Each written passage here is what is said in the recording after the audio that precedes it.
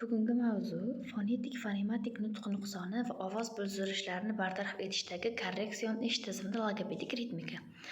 Men bu mavzuga har bittasiga alohida ta'rif berib o'taman. Ma'lumot berib o'taman. Logopedik ritmika nima? Logopedik ritmika bu maxsus jismoniy va nutqiy mashqlar tizimi bo'lib, fonetik nutq buzilishlari hamda ovoz buzilishlarini bartaraf etishda qo'llaniladi. Bu usul nutq va harakat uyg'unligini rivojlanishga asoslangan bo'lib, bolalar va kattalarda artikulyatsiya, nafas olish, tovush chiqarish va ritmik nutqni shakllantirishda yordam beradi.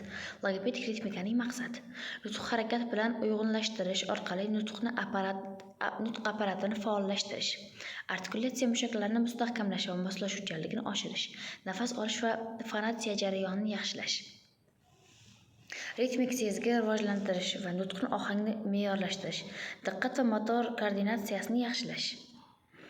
Logopedik ritmikaning asosiy usullari va mashqlari. Birinchisi, nafas olish mashqlari. Diafragma nafas olish rivojlantirish. Nafas chiqarganda tovushlarni to'g'ri talaffuz qilishni o'rgatish. Masalan, fu, sa tovushlari. Artikulyatsiya mashqlar. Lab va til harakatlarini faollashtirish. Masalan, tutqich bilan tilni oldinga chiqarish, tilni chap va o'ng tomonga harakatlantirish. Artikulyatsiya gimnastika. Masalan, gilos, tilni yuqori tanglayni tegizish va bosish. Uchinchisi, motorik va harakat mashqlari. Qadamlash bilan so'z yoki she'r aytish. Raqs va harakatlar orqali tovushlarni shakllantirish. Qo'l harakatlari bilan nutqiy faoliyatni muvofiqlashtirish. Masalan, qo'llarni ochib yopish bilan nutqni uyg'unlashtirish. Logopedik ritmikaning nutq nuqsonlarini tuzatishdagi o'rni. Fonetik buzilishlar, unli va undosh tovushlar to'g'ri talaffuz qilishni o'rgatish uchun harakat va tovushlar uyg'unligi ishlatiladi. Dizartriya, artikulyatsiya apparati mushaklarini rivojlantirish uchun nafas olish va ovoz chiqarish mashqlari qo'llaniladi. Ovoz buzilishlari, ovozni to'g'ri chiqarish, ovoz bog'lamlarini mashqlarini amalga oshiriladi.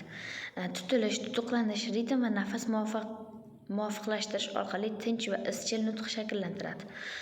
Xulosa qilib aytganda, logopedik ritmika fonetik va ovoz buzilishlarini bartaraf etishda samarali usul bo'lib, nafaqat nutqni, balki umumiy harakat va psixomotor rivojlanishni ham yaxshilaydi.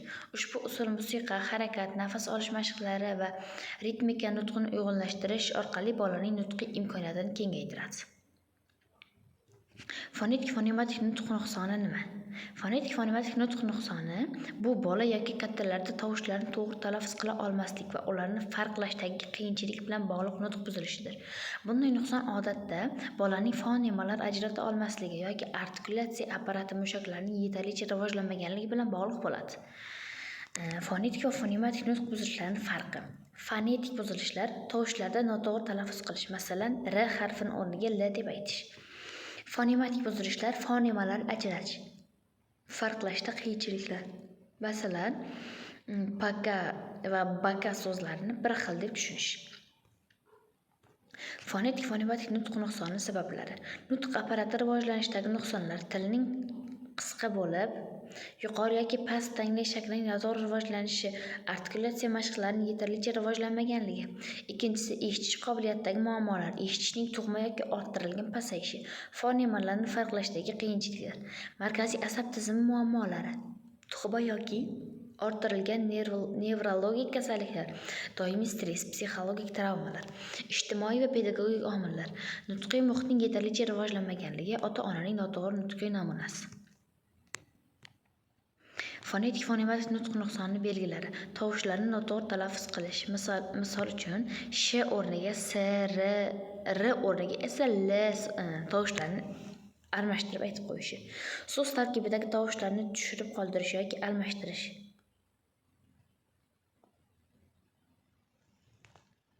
Tovushlarni buzib talaffuz qilish, o'ta yumshoq yoki qattiq chiqarish, tovushlarni farqlashdagi qiyinchiliklar, masalan, q va g farqini tushunmaslik, nutqning tushunarsizligi yoki noteksligi, tashxislash.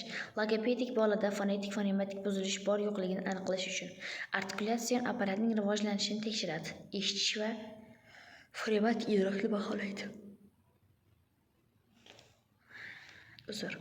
Bola nutqini tovush tarkibini tahlil qiladi. Fonetik nutq nuqsonlari tuzatish. Birinchi, logopedik mashqlar. Artikulyatsiya gimnastika, lab, til, tanglang harakatlarini faollashtirish. Tovushlar ustida individual ishlash. Ikkinchisi, eshitish va fonematik idrokni rivojlantirish. Ovozni ajratish va fonemalarni solishtirish mashqlari. Musiqali va ritmik mashqlar yordamida eshitish sezgilarini oshirish. Nafas olish va ovoz chiqarish mashqlari. Diafragma nafas olishni o'rgatish. Ovoz chiqarish va intonatsiyani yaxshilash uchun logopedik ritmika. To'rtinchisi, o'yin shaklidagi mashqlar. Bola o'ziga qiziqarli bo'lgan so'zlar bilan ishlash. Rasmli materiallardan ko'p foydalanish. Beshinchisi, oilaviy va pedagogik yordam. Ota-onalar bolaga to'g'ri nutq namunalarini ko'rsatishi, bola atrofida to'g'ri nutqiy muhitni shakllantirish. Xulosa qilib aytganda, fonetik nutq quruqsoni bolaning tovushlarini to'g'ri talaffuz qilish va ularni ajratish qobiliyatiga ta'sir qiladi.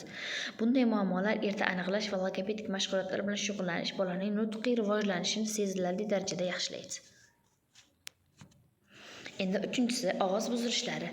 Bu ovoz balandligi, kuchi, tembri yoki davomiyligini me'yordan chetga chiqishi bilan bog'liq nutqiy nuqsondir. Bunday buzilish odamning muloqot qilishiga keltirib chiqarishi mumkin. Ovoz buzilishlarining turlari. Disfoniya, ovozning to'liq yoki qisman yo'qligi, xiralashish yoki ovozning kuchsizlanishi. Afoniya, ovozning butunlay yo'qolishi, odam faqat shivirlab gapira olishi. Fonatsiya, ovoz tez charchashi, zo'riqishi va yoqimsiz his-tuyg'ular bilan bog'liq ovoz buzilishi. Rinofoniya, burun nutqi. Gipernazaliya, ovoz burundan chiqib, burun ohangi kuchayadi. Gipernazaliya, burun orqali chiqadigan tovushlar yo'qoladi yoki zaiflashadi. Ovoz buzilishlarining sabablari. Birinchisi, organik sababi. Tug'ma yoki orttirilgan ovoz apparati nuqsonlari. Laringit, halqum yallig'lanishi, faringit, tonzilit kabi kasalliklar. Ovoz bog'lamlarining tug'ma yoki orttirilgan patologiyalar. Nevrologik kasalliklar, insulit, misteniya, cerebral falaj va boshqalar. Funksional buzilishlari. Ovozni noto'g'ri ishlatish, baland gapirish, qichqirish, zo'riqish. Haddan tashqari psixoemotsional stress va asabiylashish, doimiy ovoz yuklanmasi, o'qituvchilar, aktyorlar, qo'shiqchilar va notiqlarda uchraydi. Psixogen sabablar: kuchli ruhiy zo'riqish, qo'rquv, shikastlanish natijasida yuzaga keladigan ovoz buzilishlari. Ovoz buzilishlarini tuzatish usullari. Logopedik mashg'ulotlar. Ovoz gimnastik, masalan, ovoz bog'lamlari mustahkamlovchi mashqlar. Nafas olish texnikalari. To'g'ri nafas olish va fonatsiyani yaxshilash. Artikulyatsiya mashqlar, til, lab, tanglang mashqlari. Tibbiy davolash. Yallig'lanish jarayonlarini bartaraf etish uchun dori vositalari. Ovoz bog'lamlarini mustahkamlovchi fizioterapiya usullari. Ovoz gigiyenasi. Ovoz yuklamasini nazorat qilish. Sovuq ichimliklarni iste'mol qilmaslik, muntazam ovoz dam berish, psixologik yordam, nutqiy terapiya va relaksatsiya mashqlari, stress va hissiy muvozanatni nazorat qilish. Bugungi mavzumiz shulardan iborat edi. E'tiboringiz uchun rahmat.